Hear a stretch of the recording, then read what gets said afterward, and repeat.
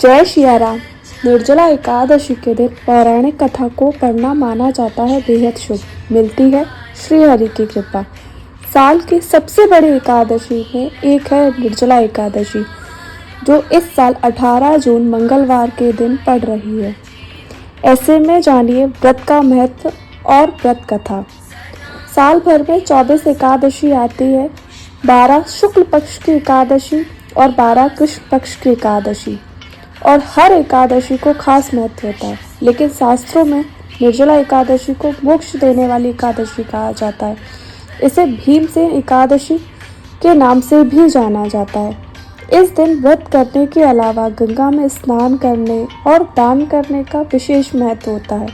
इस बार निर्जला एकादशी का व्रत 18 जून 2024 मंगलवार के दिन रखा जाएगा। ऐसे में आप कैसे निर्जला एकादशी का व्रत करें और इसकी कथा क्या है, जानिए। निर्जला एकादशी की व्रत कथा। धार्मिक मान्यताओं के अनुसार जब वेद व्यास ने पांडवों को धर्म, अर्थ, कर्म और मोक्ष देने वाली एकादशी का संकल्प कराया था, युधिष्ठिर ने पूछा था, ज्येष्ठ मास की कृष्ण पक्ष में जो एकादशी है उसके बारे में विस्तार से बताइए।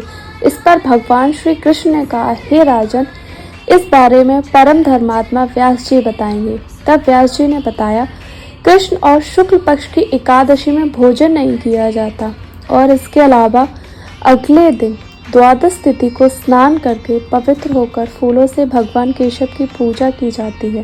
पहले ब्राह्मण को भोजन कराकर बाद में खुद भोजन किया जाता है। इस पर भीमसेन बोले, पितामह, मैं आपके सामने सच कहता हूँ, मुझसे एक बार भोजन करके भी व्रत नहीं किया जा सकता, तो फिर उपवास करके मैं कैसे रह सकता हूँ। मैं पूरे साल में केवल एक ही उपवास कर सकता हूँ जिससे स्वर्ग की प्राप्ति हो। अगर ऐसा कोई व्रत है तो बताइए। इस पर व्यास जी ने कहा, ज्येष्ठ माह में सूर्य वृष राशि पर हो या मिथुन राशि पर, शुक्ल पक्ष में जो एकादशी आती है उस पर निर्जला व्रत करें।